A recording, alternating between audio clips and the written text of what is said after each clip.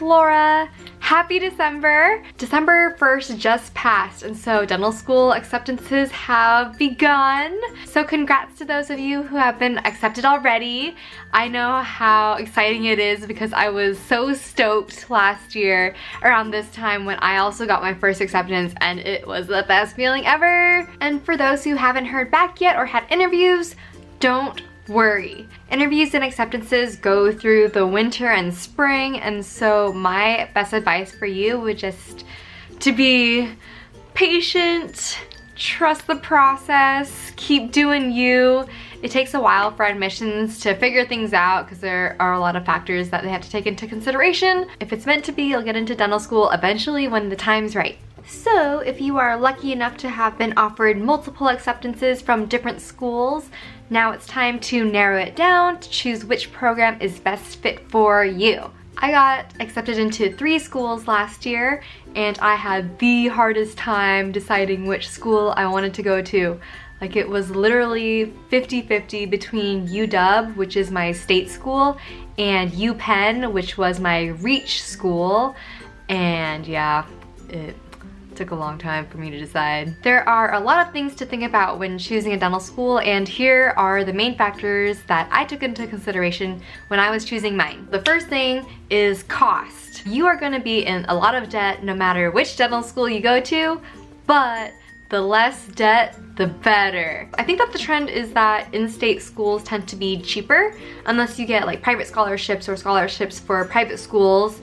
But yeah, cost is a big factor because tuition is already expensive in dental school, and then on top of that you have grad loan interest rates, and so you'll probably end up with like somewhere between $300,000 to $500,000 in debt by the time you get out of school, and so definitely something to consider financially. Next thing you'll want to consider is the location of the dental school. You're going to be living there for the next 4 years of your life, and so you want to make sure you can see yourself living there and liking the weather and liking the atmosphere, like whether it's city or more suburban. Maybe you want to stay close to your family and friends, or maybe you want to completely move to a new city and move to the other side of the country. It is a really good opportunity to do that because you're going to be in a completely new place for the next 4 years of your life, and then after that you kind of have to settle down wherever you're going to practice. And so dental school is definitely a good opportunity to explore a new city and a new area of the country. Class size is also something that I took into consideration. Do you want to have a larger class size or a smaller class size?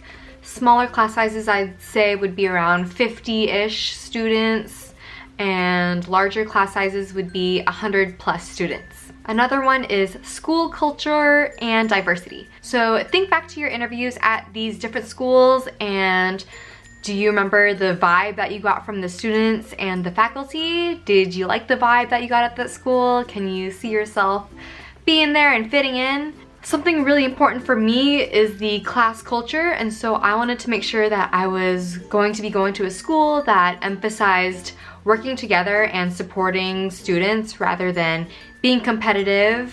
I also wanted to be surrounded by people diverse in life experiences and cultural backgrounds. Faculty to student ratio. For me, I wanted to make sure that the faculty to student ratio was high because I wanted to make sure that I would have the opportunity to have direct relationships with my professors and have access to them when I needed help. Another one is community outreach opportunities. This one is really important for me because part of the reason that I want to become a dentist is because of the aspect of community service.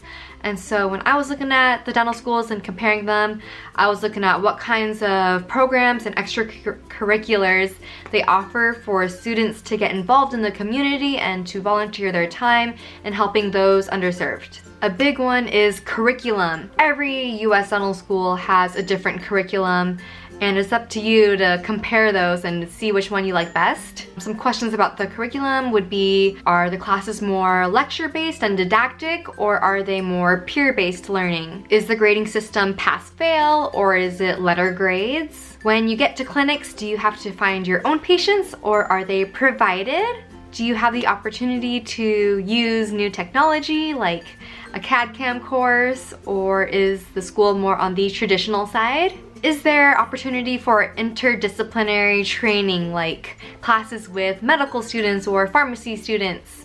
If you're interested in doing research while in dental school, then I would definitely make sure to check what types of research opportunities are available for dental students at those schools. Lastly, you'll want to make sure to compare the schools and how they prepare their dentists, whether that be better for general practice dentistry or specializing. If you think that you just want to be a general dentist, then I'd say choose the school that allows you to have the most clinical experience, which means you get to see the most patients, you get to do a variety of cases, and usually that ends up being your state school. If you think that you want to specialize, then I would say choose the school that has a high specialty acceptance rate for its grads. So now that you've taken into consideration all of those factors, I would say make pros and cons lists. I made so many pros and cons lists last year, and it ultimately helps me decide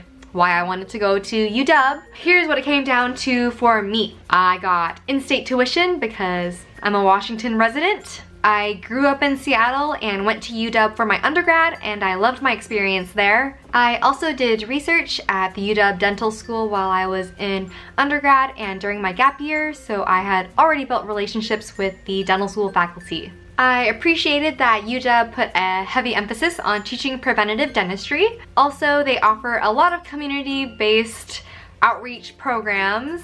There's even a class offered every single quarter called Health and Homelessness, where we learn about how dentistry impacts the homeless and underserved, and I'm currently taking it and love it and all of the outreach opportunities that we've been given so far. I also knew some folks from undergrad and met some awesome people at my interview that I was super excited to be classmates with. Lastly, I'm pretty sure that I want to practice in Seattle once I graduate, so I wanted to stay local and build relationships here with the dentists. Remember that all dental schools are great and unique in their own way. It's just up to you to decide which dental school is best fit for you.